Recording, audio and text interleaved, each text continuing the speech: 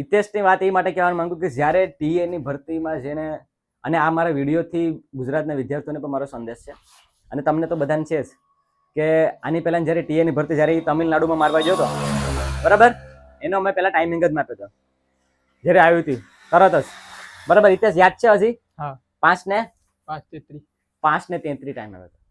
એ પછી 10 દિવસ આપણે વર્કઆઉટ કર્યું હતું રેપિટેશન બરાબર, ઓનલી રેપિટેશન જ કરાવ્યો તમે એને એવું નક્કી કર્યું હતું કે મારે આ ટાઈમિંગમાં ન જાઉં, હું આ ટાઈમિંગમાં મારે નથી જવું એમ, કેમ કે અને ફૂલ ટેન્શનમાં આવી ગયો કે આ ટાઈમિંગમાં કેમ ત્યાં જવું બરાબર. 5:30 ઉપર ટાઈમિંગ આવતો હોય તો જવું કેમ, ટીએમાં તો ભાઈ ઓછો ટાઈમિંગ આપે, આ છે તે છે એવું બધું હતું દિમાગમાં હતું.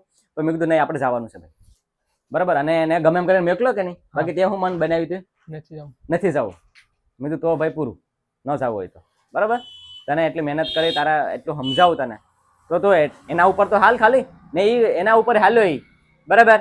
અને ન્યા ટીએના તમિલનાડુમાં એને ગ્રાઉન્ડ પાસ કર્યું હતું ભાઈ.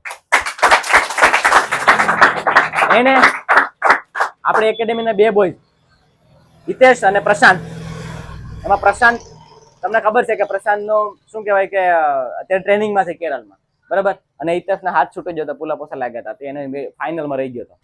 ને તમને ખબર છે કે ટીએનું પેપર કઈ રીતના લેવાનું હતું, જેને પણ ખબર હશે એને ખબર જ હશે કે પેપર કઈ રીતના. હું કહેવા નથી માંગતો સોશિયલ મીડિયામાં બરાબર, પણ કહેવાનો મતલબ એમ છે કે એમાંથી પણ એને કવરઅપ કરી અને ત્યાં રહ્યો મેન્ટલી મજબૂત રહ્યો.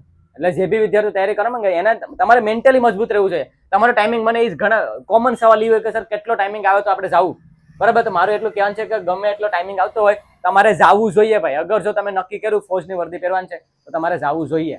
પછી જો તમે એમ વિચારો કે નહીં હવે હું નહીં જાઉં ને મારે તો ભાઈ સારો ટાઈમિંગ કોઈને એવું થોડું હોય કે સારો ટાઈમિંગ આવે તો જ બધા ત્યાં થોડોવાળા હે, શું કે જરૂરી નથી કે તમારે ટાઈમિંગ આવે તો જ તમારે જવું જોઈએ. તમારે જવું જોઈએ ભાઈ. આ જીવતું જાતું ઉદાહરણ હિતેશ છે ને આ વાક્ય તો એક્સેલન્ટ જ મારે બરાબર.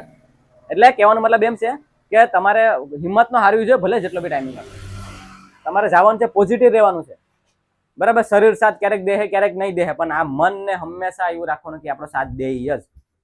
એને હંમેશા મજબૂત રાખતો ને ભાઈ. લંગડો પગે દોડતો હોય કે ના દોડતો હોય, એટલે એ તમારે ન રાખવાનું. આપણે તો યાર પગ આવા હારા આપ્યા છે, રેસ્ટ તમને પ્રોપર કરવા મળી જાય, પ્રોપર ડાયટ છે, પ્રોપર તમારું વર્કઆઉટ કરાવો, પ્રોપર તમારે એ રીતના ધ્યાન રાખવાનું છે. હું કામ ન આવે ટાઈમિંગ યાર? આવે જ 100% આવે. એટલે પોઝિટિવ રહેવાનું છે. એ વિદ્યાર્થી મિત્રને ચેનલના થ્રુ કહેવા માંગુ છું. ટીએના વિદ્યાર્થી, ગુજરાતના વિદ્યાર્થીઓ જવા માંગે છે, તમે જાજો, બેસ્ટ આપજો. કદાચ માની લો કે કદાચ તમે રહી બી જાઓ ને કદાચ ન બી થાય તો તમને એ ખબર તો પડીએ ને કે માહોલ કેવો છે. તમે નેક્સ્ટ ભરતીમાં તમને એ કામ લાગી તો નેક્સ્ટ ભરતીમાં એને અનુભવ આ ભરતીમાં એને કામ લાગી, કેમ કે એ ભરતીમાં એ ગયો હતો એટલે બરાબર. એટલે આજ મારું કહેવાનું છે બસ. તો એટલું ટીએના વિદ્યાર્થીઓને